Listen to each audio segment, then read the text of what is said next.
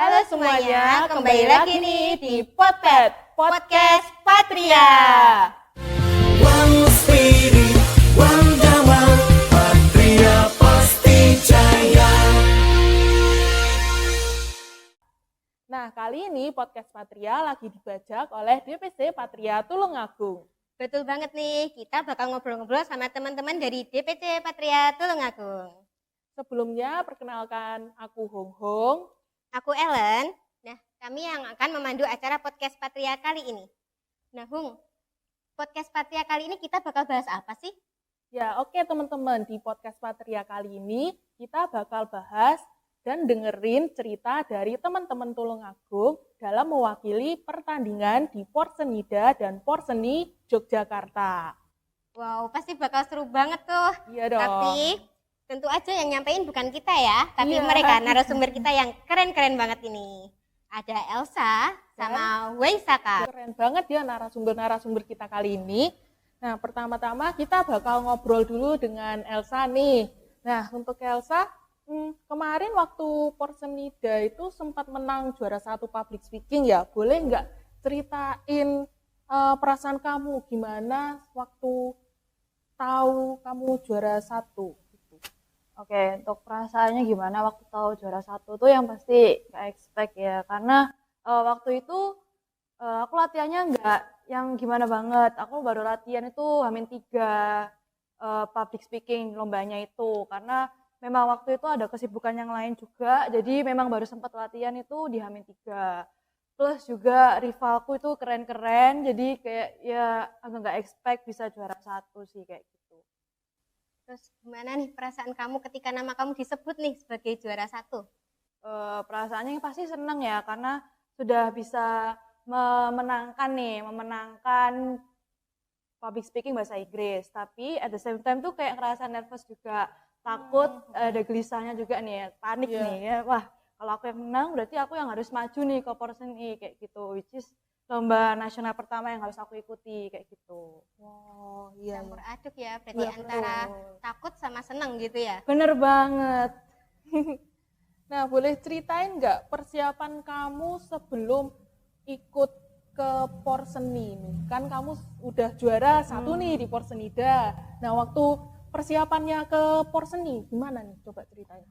Persiapan Porseni itu cukup dar-dar ya, karena bener dar banget, karena banyak surprise-nya ya. Yang pertama itu aku tuh belum dapat tema atau bahasan yang benar-benar srek di aku. Terus yang kedua itu di H-10 kalau nggak salah itu ada perubahan juklak ya, yang awalnya kita bisa presentasi, itu pakai PPT kita harus full nggak baca apa-apa. Oh, tiba-tiba ada perubahan gitu ya? Iya, nggak boleh pakai nggak sih? Iya, kaget banget kan, Ellen juga waktu itu ikut public speaking kan. Pertama kali diumumin juklaknya berubah, nggak boleh pakai PPT, nggak boleh pakai teks, kan pasti kaget banget gitu ya. Nah itu terus karena aku sempat bingung sama materi yang akan aku ambil, itu juga takes time buat aku latihan ngomongnya, dan kita baru dapat mentor itu dari DPD itu sekitar 2 minggu sebelum lomba, yang mana mereka cukup membantu bagaimana kami itu berdinamika lah, kita latihan apa segala macam sampai malam kayak gitu. Terus yang paling berkesan tuh apa? Nah, kalau paling berkesan sama persiapan Porseni nih, pokok sebelum Porseni itu aku ingat banget, aku sempat merasa pressure banget, sampai waktu itu aku buka PPT, buka naskahku, itu kayak pusing, mual apa segala macam. Di depan laptop tuh ya? Iya. Ya, semuanya dibuka, tabnya Iya, itu kayak tabnya berjejer-jejer buat research apa segala macam, buat topiknya, itu sudah pusing, psikosomatis nih sepertinya. Nah, jadi kayak wah, akhirnya waktu buat latihan ngomongnya tuh tertunda lagi. Akhirnya waktu latihan buat ngomongnya itu intensnya tuh mungkin hamin 2 minggu kayak gitu. Oh iya. Terus kemarin itu topik apa sih yang diangkat untuk public speakingnya? Kalau topik yang diangkat waktu public speaking itu adalah kemauan untuk belajar, kesenangan untuk belajar, yang mana itu juga salah satu value di Patria kayak gitu. Apalagi di usia kamu sekarang ya, yang anak kuliah pasti ngejar habis-habisan soal pendidikan. Benar, dan di lain pendidikan juga aku tuh kayak pengen jadi inspirasi buat aku pribadi juga, bahwa di umurku yang sekarang tuh aku masih punya banyak banget waktu untuk belajar hal-hal yang aku belum pernah tahu sebelumnya kayak gitu. Jadi itu sih alasan pilih topiknya juga. Oke. Keren ya. Iya. Nah, tentunya untuk bisa punya semangat dan keberanian untuk maju di Porseni, pasti ada dong dukungan dari teman-teman sekalian. Boleh kasih tahu nggak sih siapa aja waktu itu yang berperan penting buat ngedukung kamu biar semangat buat ikut lomba? Oke, kalau dukungan tuh yang pasti comes from parents, dari mama papa. Terus yang kedua tuh dari Ko Franky, salah satu mentor kami. Dia tuh sangat-sangat keren banget karena begitu kami nyampe di Jogja, nyampe di Vive, Ko Franky tuh udah standby di lobi. Beliau sangat-sangat rela menghabiskan waktunya untuk melatih kami public speaking yang dari Jawa Timur. Itu dari malam sampai ketemu malam banget kayak gitu. Kami baru mulai latihan tuh jam 8 lah mungkin. Baru selesai sekitar jam 10, setengah 11-an kayak gitu. Agak lembur ya? Iya, agak lembur. Totalitasnya nggak main-main. Iya. Totalitasnya Thank you, tuh gak Ko main-main Franky. banget. Tuh, thank you Ko Franky. Semoga Ko Franky melihat podcast ini. Tuh. Itu. Terus ada lagi? Kalau support system tuh yang pasti teman-teman sama public speaking ya dari Jawa Timur. Dari kontingen Jatim tuh ada 3, ada aku, ada C. Ellen juga yang bahasa Inggris, dan Regina dari PC Batu, itu dia yang bahasa Indonesia gitu.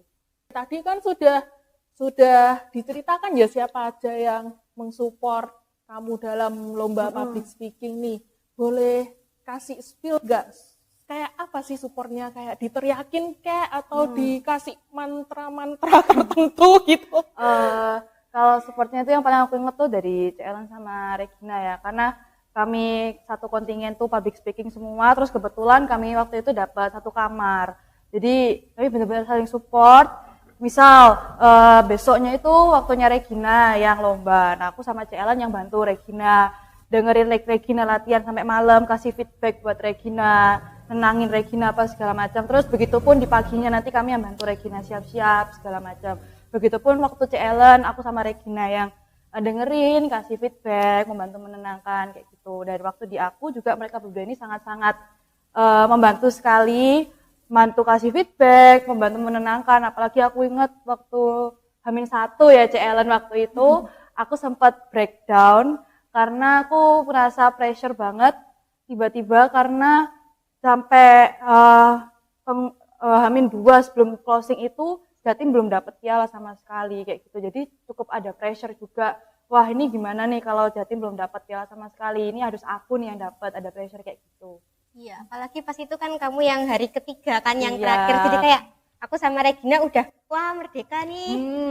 Dan Kamu belum merdeka sendiri iya, pas aku itu. belum merdeka sendiri. Mereka berdua sudah bebas dari beban-bebannya. Aku masih harus bergelut dengan beban-beban ini kayak gitu. Untung kita bertiga nggak barengan. Coba barengan kita barengan bertiga ya. stres Stresnya semua. barengan, Jadi stres support semua system. pasti. Stres satu, stres semua. Betul. Jadi Kadang kita stresnya gantian. Iya. tuh. Oke. Nah, sebelum tampil public speaking nih, biasanya ada persiapan-persiapan tertentu nggak? Misal pemanasan kayak atau ritual tertentu nggak? Oh, dia nggak suka makan waktu itu pagi. Oh, sampai iya? nggak mau makan. Iya. Wih. Waktu itu aku sempat waktu mau tampil tuh kayak tiba-tiba enggak doyan makan ya. Jadi waktu itu aku berusaha untuk menenangkan diri karena aku ngerti aku enggak doyan makannya pasti gara-gara aku nervous. Jadi aku berusaha menenangkan diri, aku kasih afirmasi positif ke diriku bahwa everything is gonna be okay. Semua bakal baik-baik aja, aku pasti bisa kayak gitu. Enggak ada ritual yang gimana-gimana banget sih. Sampai saking bingungnya waktu itu aku cepet-cepet nih, dia kan nggak mau makan, aku cari vitamin, terus nempelin kertas yang tulisannya semangat. Itu nempelinnya pakai apa? Karena semua nggak ada, solasi nggak ada, terapes nggak ada, aku tempelin pakai vaselin. Yang betul banget itu Yang aku penting bilang nempel. Yang penting lengket ya, C. Iya. bener, tuh salah satu bentuk support dari teman-teman public speaking di Jatim tuh guys. Tapi Gitu. keren tuh setelah habis pressure-nya yang kayak gitu, Elsa ini berhasil tampil dengan baik dan lancar waktu itu. Kayak plong banget kita yang awalnya aduh gimana nih, Elsa pas lagi stres nih ternyata wih tampilnya keren banget, oke banget. Tuh. Oke banget nih. Apa pelajaran penting yang kamu dapatkan dari pengalaman mengikuti lomba public speaking ini? Oke, kalau pelajaran penting aku mengikuti lomba public speaking ini itu yang pasti jangan sampai kamu ngebiarin pressure itu ngontrol kamu. Kamu harus bisa kontrol pressure-mu. Karena ketika kamu membiarkan pressure yang ngontrol kamu, itu bakal membuat kamu semakin unprepared gitu, semakin nggak siap dengan apa yang kalau kamu lakuin kayak gitu. Dan pelajaran kedua tuh ini yang menurutku paling meaningful sih, karena without a trophy, I still could get a very good support system dari Ellen dan Regina. Jadi meskipun aku nggak bawa pulang piala, aku tetap bawa pulang kenangan-kenangan, memori-memori sama mereka berdua dan teman-teman Porseni yang lain kayak gitu. Kayak itu ya, kebersamaannya kita semua itu ya nggak tergantikan oleh apapun dan tidak terbayarkan oleh apapun. Bener banget. Dan tadi pesan yang paling aku ingat itu adalah kamu sempat bilang jangan biarkan pressure mengkontrol diri kamu. Gitu ya. Betul, karena itu yang kurasain waktu Porseni kemarin. Iya, itu take notes guys. Kalau tiap pertandingan jangan biarkan pressure mengkontrol diri Benar. kalian gitu. Nanti belajar bagaimana mengontrol pressure dari Saka aja. Kayak gitu ya. Bener Oke. nih, dia Kok punya saya? cerita-cerita yang lebih menarik atau cerita-cerita yang gak kalah uniknya dengan Elsa nih. Gitu. Nah, boleh nih untuk Saka, kemarin gimana pengalamannya, persiapannya, mulai dari waktu Porsenida di Surabaya terus sampai ke Porseni di Jogja. Apa aja nih yang perlu dipersiapkan? Untuk persiapan di Porda kemarin saya sudah latihan setiap hari, dan perharinya itu bisa sampai 3 sampai 5 jam. Wih, lama banget 5 ya, jam guys. 3 sampai 5 5 jam, jam. Teh. Haus nggak tuh? Haus nggak tuh? Haus pasti. Kalau itu Berapa galon itu habisnya? Iya. Berapa 2 botol galon? besar. 2 botol. besar. Oh, cukup banyak ya. 2 botol besar gitu ya. Iya. Iya. Wah, aku kalau 5 jam latihan kayak Saka, mending tidur saja sih aku sih. Kalau aku semapen kali ya. Mending tidur aja nggak? Iya. Gila, keren Gila, banget si Saka disiplin ini. sekali latihannya ya. Soalnya kan kebetulan aku sudah latihan dari kelas 4 SD, jadi sudah terbiasa latihan lama kayak gitu. Keren banget ya. Oh iya, ngomong-ngomong dari kelas 4 SD biar teman-teman tahu nih, sekarang Saka umur berapa nih? Untuk sekarang umurku di 16 tahun, dan Wih, gila. rata-rata umur lawanku di 20 tahun ke atas. Waduh.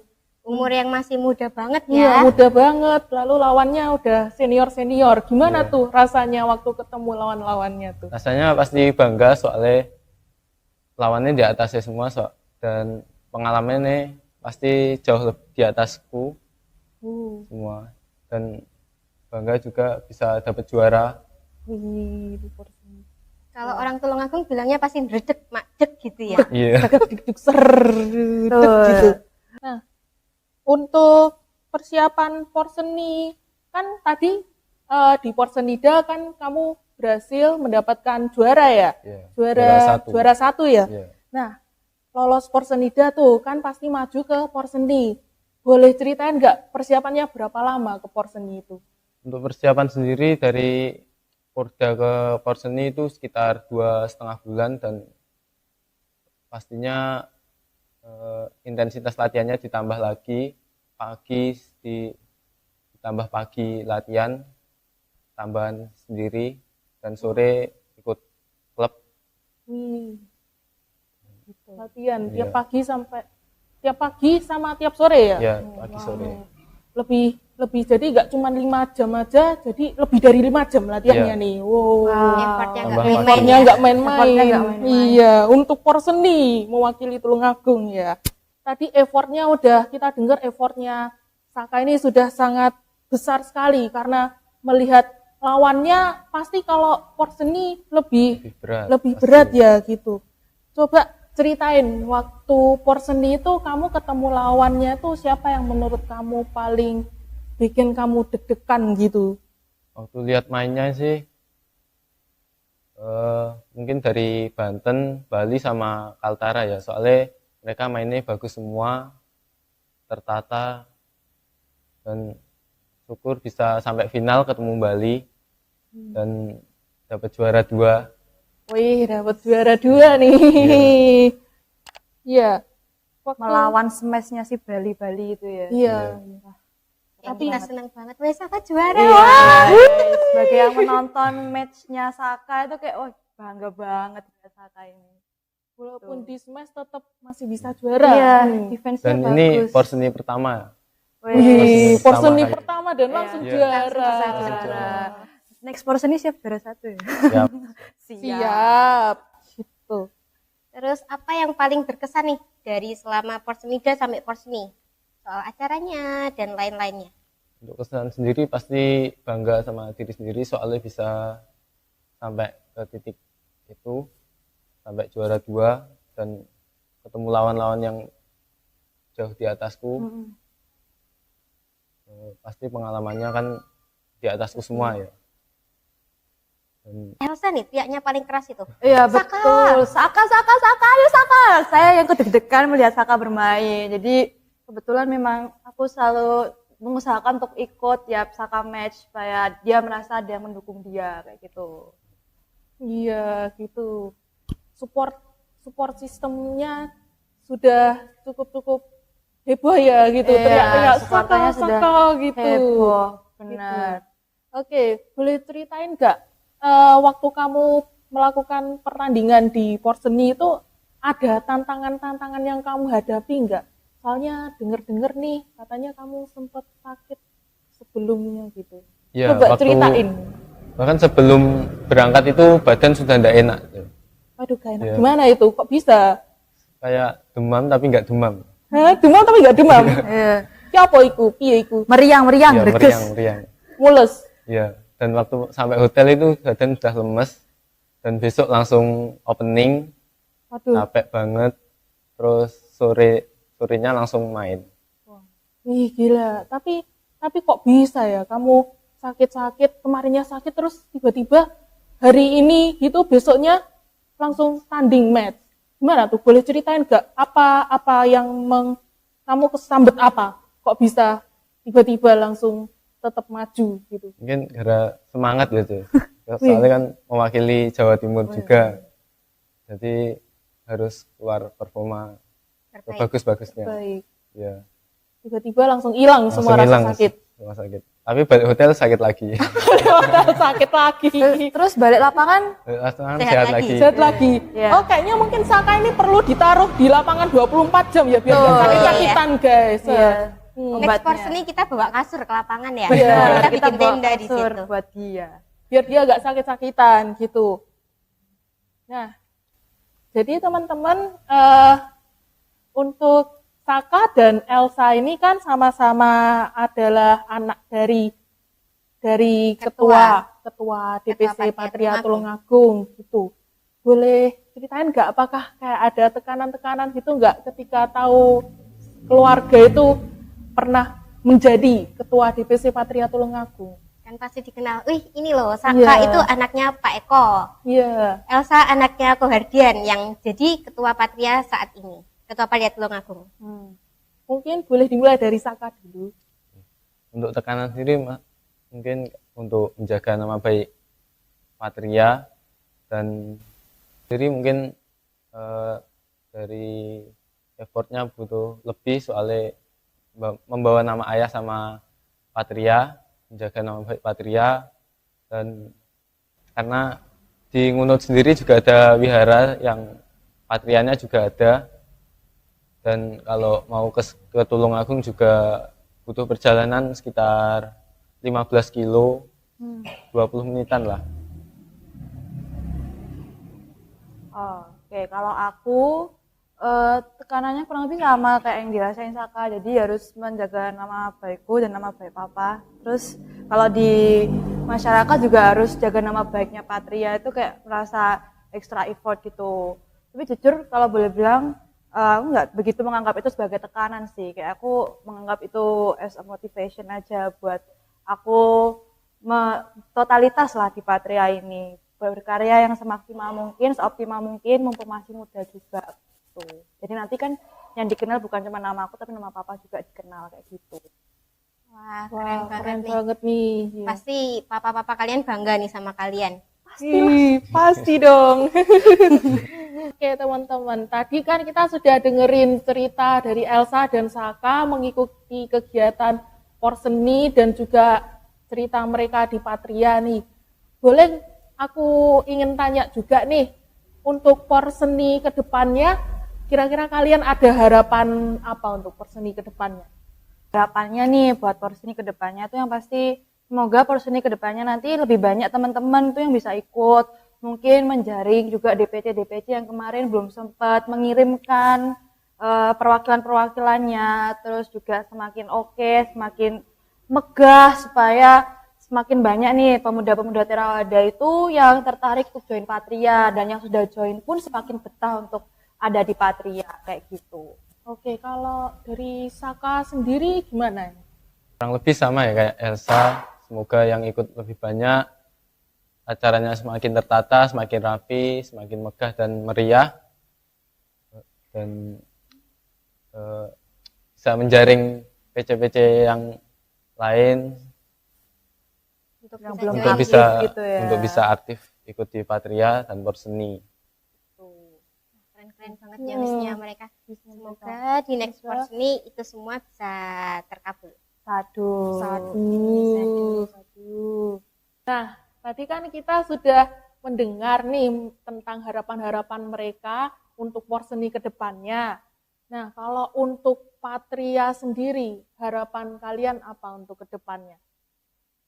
Kalau untuk Patria sih harapanku yang pasti semoga kedepannya ini Patria jadi semakin inovatif ya untuk mengembangkan Buddha Dhamma, membantu Maga Budi dan Wardani untuk berjalan nih di jalan Dhamma, terus bisa banyak lagi lah kader-kadernya yang bisa join di Patria, terus yang sudah join semoga bisa berkarya secara optimal di sini, karena di sini benar-benar kita diwadahi untuk memaksimalkan potensi kita kayak gitu. Kalau dari Saka? Untuk Patria kedepannya semoga bisa menjaring generasi-generasi muda di seluruh Indonesia untuk ikut di Patria, mengembangkan Buddha dan Dhamma, karena di UNUD sendiri masih dalam tahap penjaringan karena banyak sekali anak-anak muda yang belum aktif, dan semoga bisa terus maju Patria kedepannya. Satu ya. Yang itu pasti merupakan harapan dari kita semua. Benar banget. Nah, ini nih kita tuh punya pertanyaan spesial nih yang kita tuh belum spill. Apa tuh? Dari tadi itu. Kan tadi orang tua kalian kan ini ya pernah jadi ketua DPC Patria Tulungagung nih. Boleh dong kasih kata-kata apa gitu untuk orang tua kalian kalau orang tua kalian di sini menonton kalian gitu. Sepatah dua patah kata gitu. Oke. Jadi pesannya buat papaku, mantap walaupun umurnya beda nih dengan teman-teman ketua DPC yang lain, papa tetap bisa berkontribusi secara aktif, tetap produktif, terus bisa ngasih inovasi-inovasi baru buat DPC Patria Tulungagung. Jangan lupa 2 periode ya. Untuk ayahku, terima kasih sudah mengarahkan untuk ikut bulu tangkis dan nggak lelah untuk ngajak ikut bulu tangkis. Untuk latihan dari kelas 4 SD, sudah memberikan motivasi. Terima kasih ya. Kata-katanya sangat memotivasi semua ya, Cek. Iya. Pasti Pak Eko bangga tuh. Iya. Nah, kita tadi udah dengerin nih Elsa dan Waisaka ngobrol banyak banget nih. Nah, untuk pertanyaan terakhir sebagai penutup nih, boleh kasih tahu nggak kesan dan pesan kamu di ulang tahun Patria ke-30 ini apa?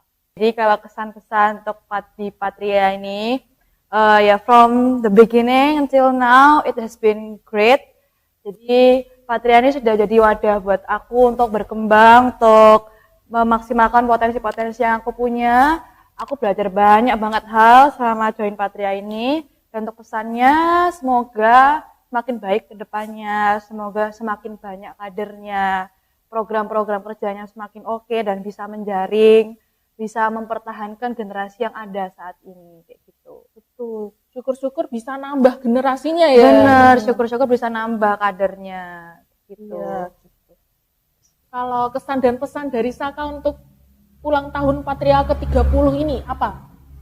Untuk pesan dan kesan kurang lebih sama ya, dan nggak bisa banyak-banyak lagi. Aku cuma bisa ngucapin selamat hari ulang tahun ke-30 untuk Patria. Tuh. Oke, karena sudah di penghujung podcast nih, nggak kerasa nih ya, C udah benar-benar akhir di ujung-ujung nih. Terima kasih buat teman-teman yang udah nonton podcast ini sampai akhir. Dan terima kasih juga buat narasumber kita yang keren-keren ya. Makasih kembali. Oke, sebelum kita tutup, kita tagline dulu nih. Patria, One Spirit, One Dharma.